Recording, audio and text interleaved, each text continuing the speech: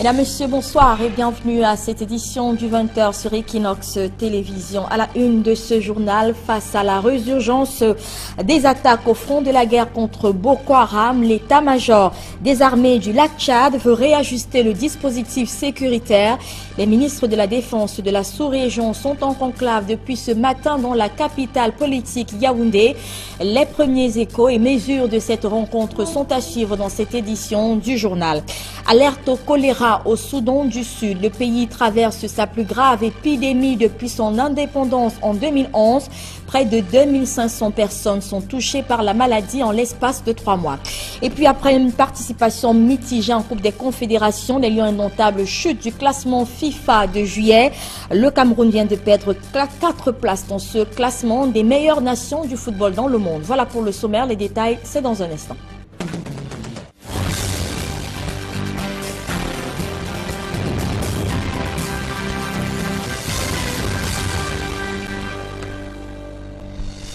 Merci à vous, mesdames et messieurs, d'être en notre compagnie pour cette édition du 20h. Nous le disions tout à l'heure, alors que les attaques kamikazes des terroristes de Boko Haram se multiplient dans la région de l'extrême nord Cameroun, les ministres de la Défense de la Commission du lac Tchad veulent réajuster le dispositif sécuritaire dans la sous-région et donner un nouveau souffle au combat contre ce groupe terroriste. Ils ont notamment abordé à Yaoundé, ils sont réunis depuis ce matin l'épineuse question du financement de la force multinationale. Des précisions avec Guy Zogo et Emmanuel Diop.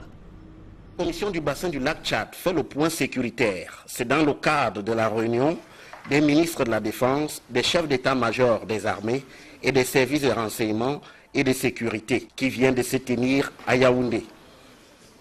D'emblée, les résultats engrangés contre Boko Haram par la force multinationale mixte, le bras armé de la commission du bassin du lac Tchad, sont de qualité. Je voudrais rendre un hommage mérité à la force multinationale mixte dont l'engagement a été déterminant pour la quasi-neutralisation de Boko Haram. Malgré les attentats suicides et le recours aux engins explosifs improvisés, qui s'apparente au champ lugubre et spectaculaire du signe avant sa mort, l'action de la FMM, combinée à celle des opérations nationales des armées de nos pays, a permis à des régions de nos pays de revivre pleinement et progressivement dans la paix. Une bataille à laquelle se mêlent les civils avec engagement. C'est aussi le lieu pour moi de saluer le concours de nos populations civiles dans la guerre contre Boko Haram. Ces populations qui, organisées en comité de vigilance, paient également un très lourd tribut dans la dite guerre.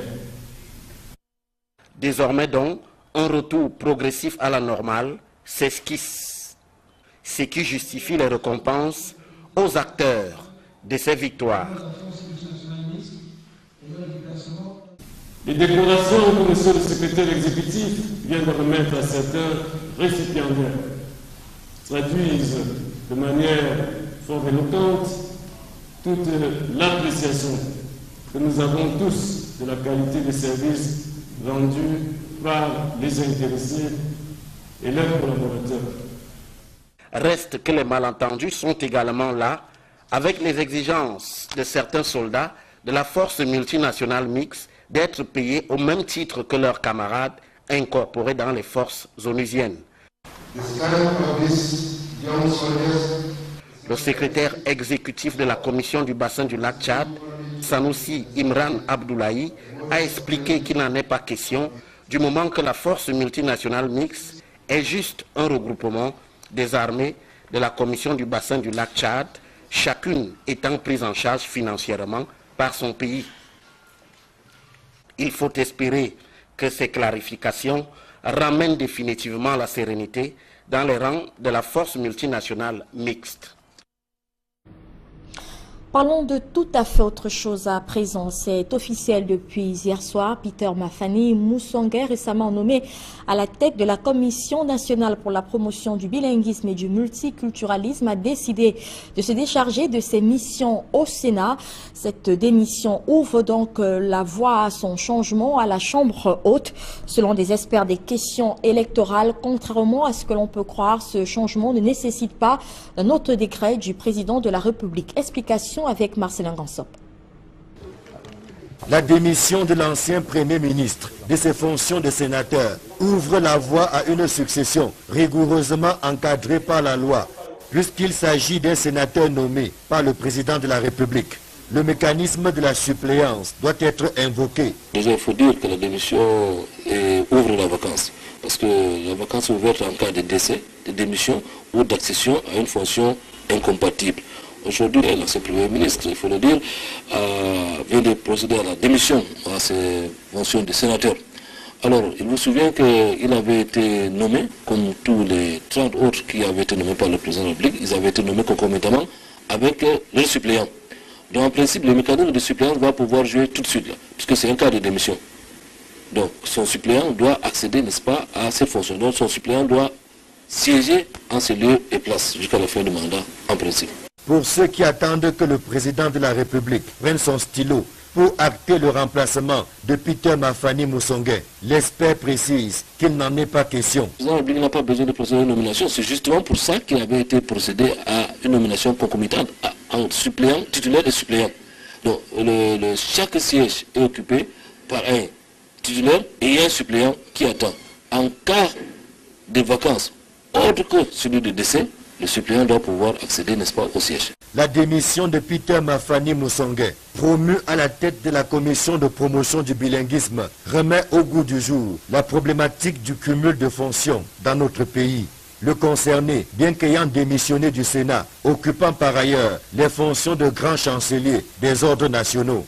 Et pour revenir à la Chambre haute du Parlement, il est reproché à plusieurs sénateurs d'occuper des fonctions incompatibles.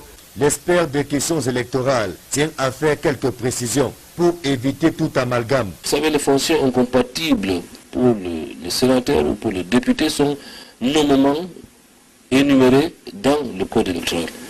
Donc ce n'est pas toutes les fonctions. Il y a les fonctions publiques qui sont incompatibles. Il y a d'autres fonctions qui ne sont pas incompatibles. Donc il faut d'abord vérifier et se rassurer qu'effectivement ces fonctions sont incompatibles.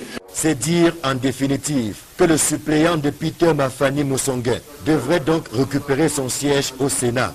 Mais le mécanisme aurait été différent s'il s'agissait dans le cas d'espèce des sénateurs élus. En santé à présent, après la pénurie des kits de dialyse dans les grands centres hospitaliers à Yaoundé, mais également à Douala, les malades souffrant d'insuffisance rénale recherchent des soins par tous les moyens et à tous les endroits possibles. Plusieurs d'entre eux se sont rabattus au centre d'hémodialyse des Bolova dans la région du Sud. Cependant, les cas de plus en plus nombreux dans ce centre hospitalier font également craindre une pénurie des kits de dialyse dans cette formation sanitaire dans les prochains jours. Explication avec Gladys Sidje et Roger Takala. Le centre d'hémodialyse des Bolova n'a pas encore connu de rupture de kit. Cependant, la vague de patients souffrant d'insuffisance rénale qui afflue dans ce centre ces derniers jours inquiète les responsables. On note le genre de patients qu'on appelle les touristes, patients qui appartiennent aux autres centres d'hémodialyse, qui viennent dialyser dans notre centre. Donc, nous faisons un peu plus que nous avons par exemple prévu comme séance de dialyse par jour, par semaine, voire par mois. Les responsables du centre d'hémodialyse des Bolova lancent un signal de détresse. Si rien n'est fait pour régulariser la situation à Douala et Yaoundé, les insuffisants rénaux du Sud seront eux aussi bientôt sevrés. Nous n'avons pas encore connu de rupture de stock à cause de ces touristes-là. Notre stock est pratiquement dans le stock qu'on appelle alerte actuellement. Donc nous sommes en train de gérer notre stock d'alerte. Et que s'il continue à venir, d'ici quelques jours, voire semaines, nous serons également en rupture si nous ne vont pas de livraison. Face à la rupture des kits à Douala et Yaoundé, Ebolova reste pour certains patients la seule voie de survie. Évidemment, quand on avait les problèmes à Yaoundé, les infirmiers de Bolova nous acceptaient. Et c'est comme ça qu'on s'est retrouvés ici cette fois-ci encore. Les autres ne savent pas que nous venons aussi. Ils n'ont peut-être pas la présence d'esprit de venir à Ebolova comme nous aussi. Peut-être qu'ils n'ont pas la présence d'esprit de venir à Ebolova comme nous. En tout cas, c'est les problèmes qu'il y a à Yaoundé qui m'ont amené ici. Bon, c'est vrai que je viens ici une fois par semaine. C'est pas facile aussi de tenir la semaine, une semaine avant de venir ici. Mais on me traite bien ici. Oui, c'est vrai que quand on vient ici, le coût est plus lourd. Il y a au moins le transport qu'il faut payer et ça augmente les frais. Les malades d'insuffisance rénale sont engagés dans un mouvement d'humeur depuis plusieurs semaines. Pour résorber la pénurie, on annonce la disponibilité de ces 500 kits arrivés à Douala qui seront acheminés à Yaoundé, puis mis à la disposition des patients sous dialyse des 2 grandes métropoles en priorité. Ailleurs, heureusement, on reçoit des kits devant améliorer les besoins des malades. À Douala, 2 formations sanitaires viennent de bénéficier de cet important don. Il s'agit de la Fondation médicale Adluchem et de l'hôpital protestant de Ndogbati. Cet élan de cœur est l'initiative d'une jeune association conduite par des médecins. Des précisions avec Julienne Bissaï et Séverin Tubon.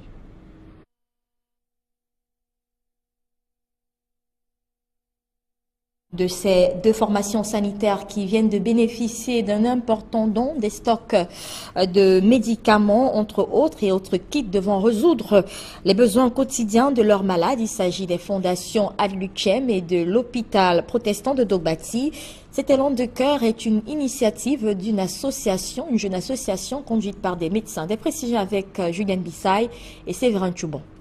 Un important don de matériel médical pour la Fondation médicale Adluchem et l'hôpital protestant de Ndogbati. Ce geste de cœur est l'initiative d'une association caritative menée par le docteur Léon Fodzo. Et nous avons choisi ces institutions parce que ce sont des institutions confessionnelles, des institutions qui rendent un large service social, où les prix de consultation, par exemple, sont beaucoup plus accessibles que dans les établissements privés non confessionnels ou publics.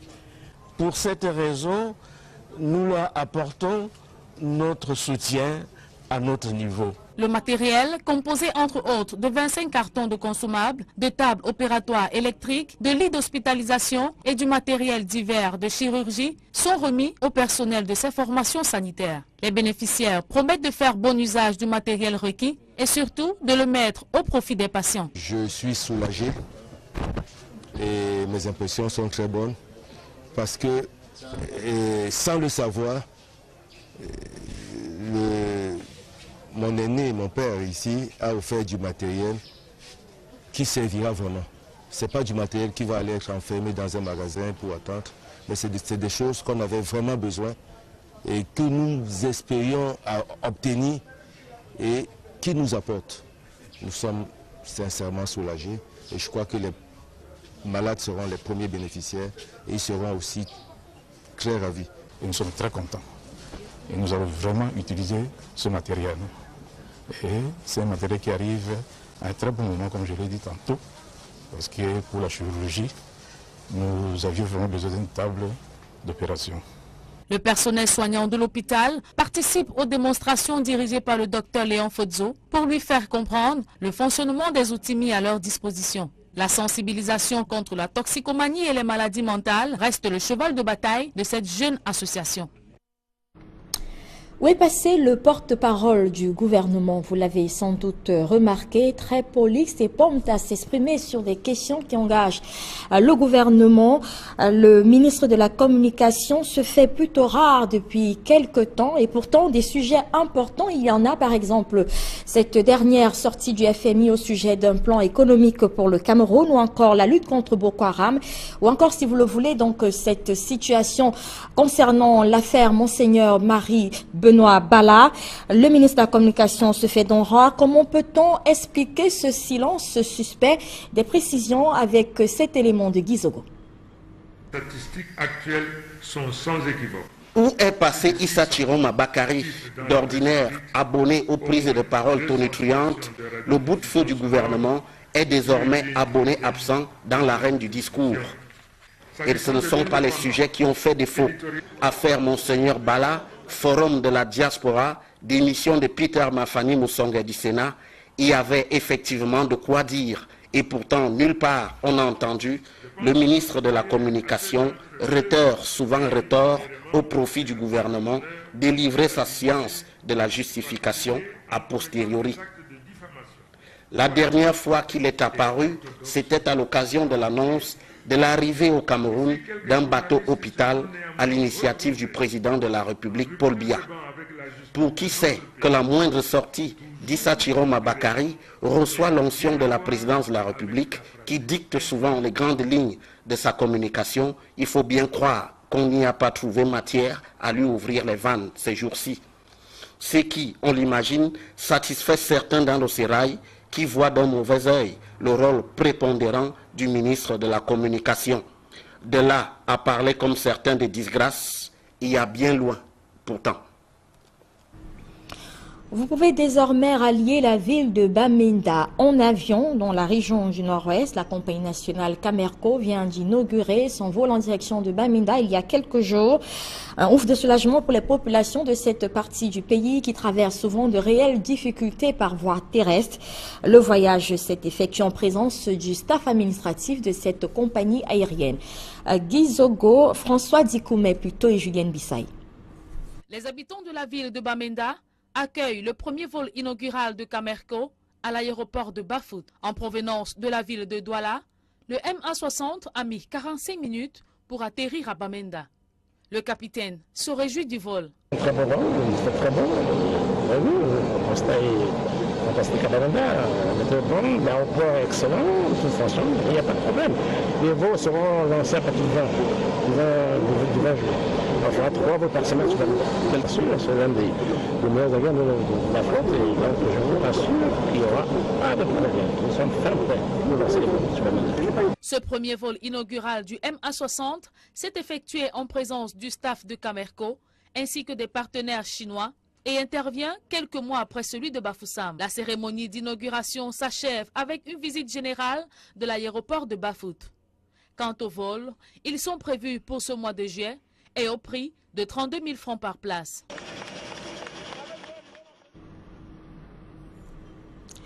C'est la saison des affluences dans des agences de voyage en cette période de vacances à grouille de monde.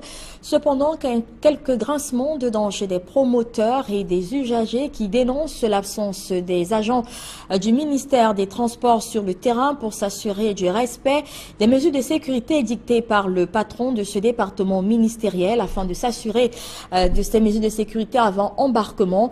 Des mesures de sécurité, il faut le rappeler, qui n'ont jamais été appliquées jusqu'ici. Claude Quoi et Donna nous ont fait le tour de quelques agences de voyage ce matin. Voici leur reportage. La journée entame à peine sa première décade horaire en cette période de vacances. Dans les agences de voyage, l'absence des agents du ministère des Transports chargés de suivre la mise en application des mesures de sécurité avant l'embarquement des passagers est perceptible. Pour ce qui est de l'intervention du ministère des Transports, jusqu'ici, nous n'avons pas encore reçu leur visite. Ils nous rendent de temps en temps visite, mais depuis le début des congés, nous n'avons pas encore reçu la visite du ministère des Transports. Les passagers, à défaut de dénoncer l'absence sur le terrain des agents du département ministériel en charge du transport, choisissent indifféremment leur agence de voyage. C'est la sécurité ici. Moi, quand je vois ici, je suis en sécurité. Je n'ai pas de soucis. Je sais que je vais arriver à bon port. Dans les agences, l'on énumère les mesures prises pour garantir la sécurité des personnes et des biens. Pour ce qui est des bagages en soute, nous avons des agents à ce niveau qui possèdent un flux systématique. C'est-à-dire, on ouvre entièrement, que ce soit le colis, le sac, ça dépend de ce que chaque passager présente comme bagage. On possède un flux systématique. Après la fouille systématique des bagages qui vont en soute, nous les dirigeons vers la fouille des bagages en main. parce que là également c'est un autre domaine.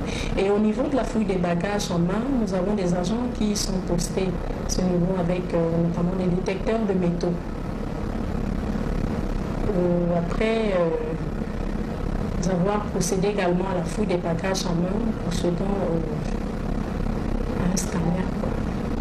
L'initiative du ministère des Transports d'affecter ses agents dans les agences de voyage aux fins de s'assurer de la mise en application des mesures de sécurité avant embarquement des passagers reste inopérante à Douala.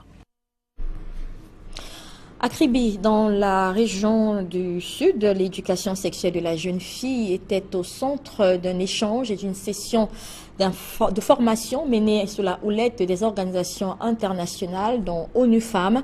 Les participants ont reçu des outils pour mieux gérer leur sexualité et leur vie intime. Joseph Benabuna. La question de l'hygiène menstruelle de la jeune fille et de la femme en général constitue une véritable préoccupation sociale et un enjeu à l'épanouissement de la gente féminine. La mauvaise gestion des menstruels, la jeune fille peut être infectée. On a besoin de l'eau quand on a des problèmes menstruels.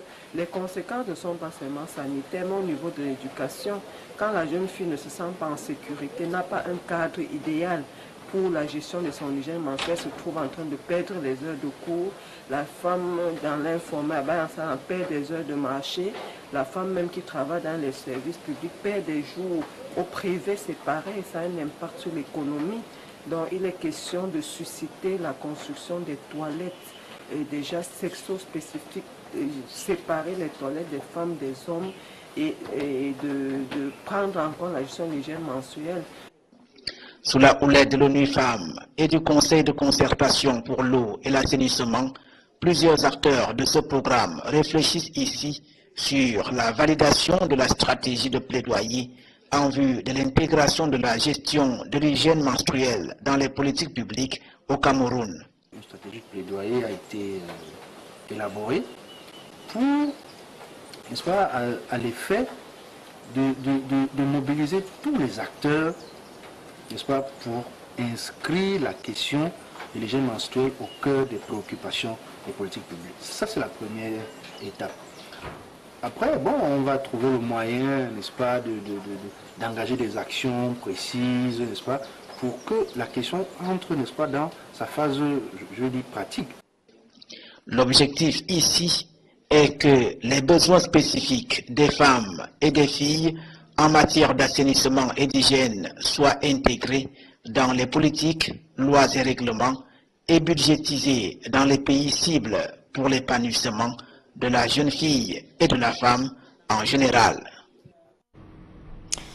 Nous l'annoncions à l'entame de ce journal, des milliers de personnes pourraient succomber au choléra au Soudan du Sud. La sonnette d'alarme est tirée par les Nations Unies qui indique que plus de 2500 personnes sont touchées par la maladie en l'espace de 3 mois. Le convoi de l'aide humanitaire est bloqué par la crise qui touche les deux Soudans. Des précisions avec Donald Brice-Camgan et Farel Bounia. Ce sont plus de 2500 personnes qui sont touchées par le choléra au Soudan du Sud depuis avril dernier. Après la saison sèche, de fortes pluies s'abattent sur le pays. En l'espace de 3 mois, l'essentiel des cours d'eau ont été contaminés par divers déchets. Si l'épidémie touche une bonne frange de la population, les quelques 200 000 réfugiés repartis dans divers camps d'accueil du Haut Commissariat des Nations Unies sont également particulièrement frappés. L'ONU, qui a entrepris de construire ce forage pour décanter la situation, lance l'alerte. Problème, les médecins estiment que le dispositif d'accueil des personnes atteintes par la maladie se trouve saturé face au flux des contaminés. L'ONU avertit que des milliers de personnes pourraient perdre la vie du fait de l'épidémie qui vient s'ajouter à la famine dans le pays, surtout que le cheminement de l'assistance humanitaire par les ONG est rendu difficile par la crise politique entre le Soudan du Sud et son voisin, le Soudan. Depuis l'émancipation du Soudan du Sud qui s'est détaché du Soudan en 2011, les affrontements armés entre les deux voisins sont constants. C'est donc la fin de cette édition du journal. Merci de l'avoir suivi. Passez le bon moment en compagnie des programmes d'Equinox Télévision qui se poursuivent.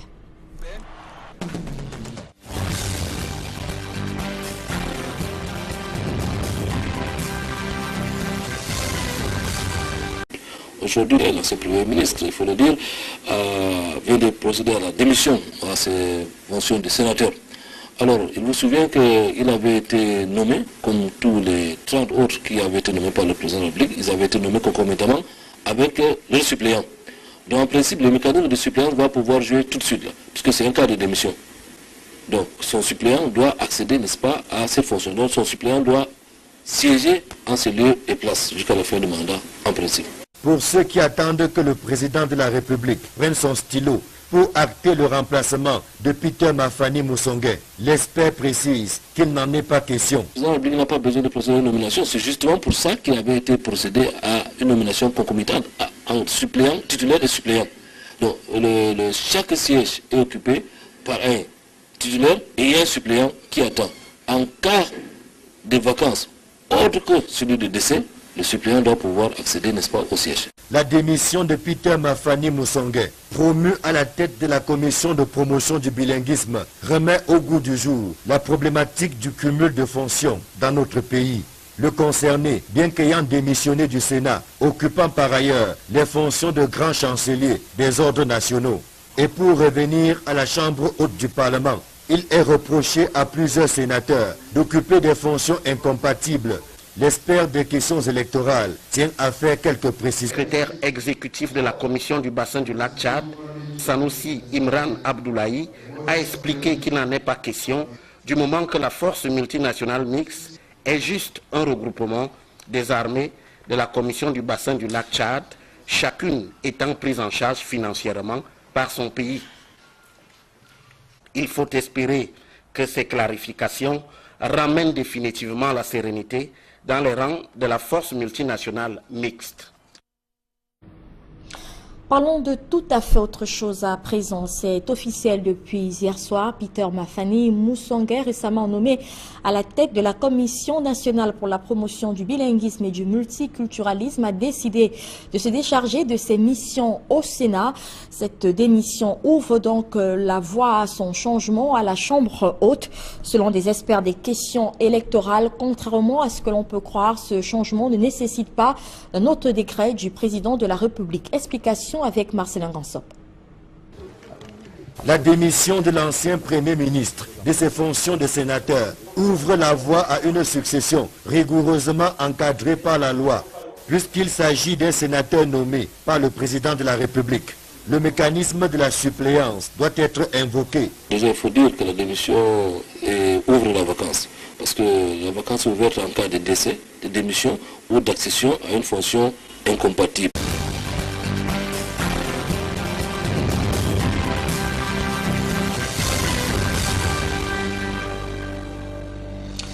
Mesdames, Messieurs, bonsoir et bienvenue à cette édition du 20h sur Equinox Télévision. À la une de ce journal, face à la résurgence des attaques au front de la guerre contre Boko Haram, l'état-major des armées du lac Tchad veut réajuster le dispositif sécuritaire.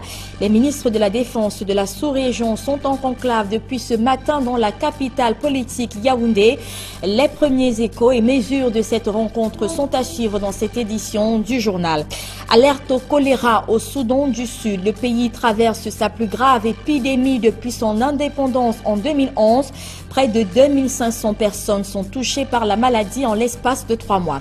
Et puis après une participation mitigée en Coupe des Confédérations, les Lions indomptables chutent du classement FIFA de juillet. Le Cameroun vient de perdre 4 places dans ce classement des meilleures nations du football dans le monde. Voilà pour le sommaire, les détails, c'est dans un instant.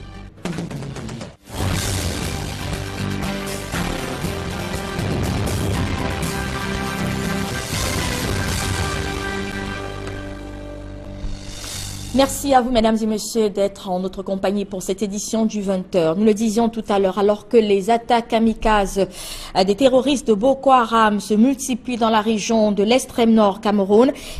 À des régions de nos pays de revivre pleinement et progressivement dans la paix. Une bataille à laquelle se mêlent les civils avec engagement. C'est aussi le lieu pour moi de saluer le concours de nos populations civiles dans la guerre contre Boko Haram. Ces populations qui, organisé en comité de vigilance, paie également un très lourd tribut dans la dite guerre. Désormais donc, un retour progressif à la normale s'esquisse, ce qui justifie les récompenses aux acteurs de ces victoires.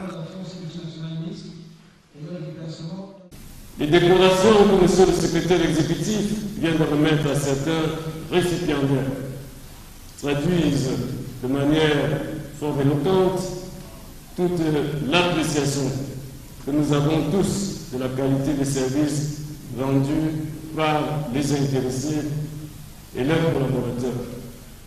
Reste que les malentendus sont également là avec les exigences de certains soldats de la force multinationale mixte d'être payés au même titre que leurs camarades incorporés dans les forces onusiennes.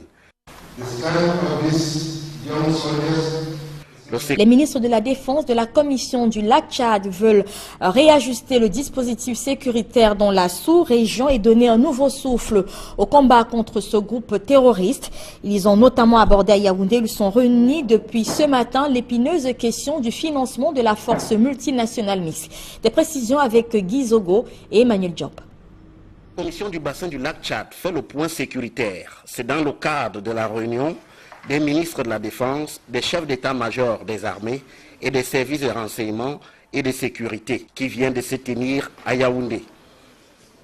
D'emblée, les résultats engrangés contre Boko Haram par la force multinationale mixte, le bras armé de la Commission de bassin du Lac-Tchad, sont de qualité.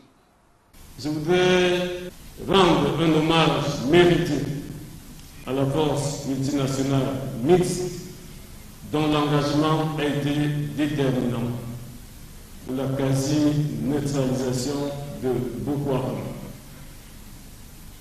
Malgré les attentats suicides et le recours aux engins explosifs improvisés qui s'apparentent au champ lugubre et spectaculaire du signe avant sa mort, l'action de la FMM, combinée à celle des opérations nationale des armées de nos pays, a permis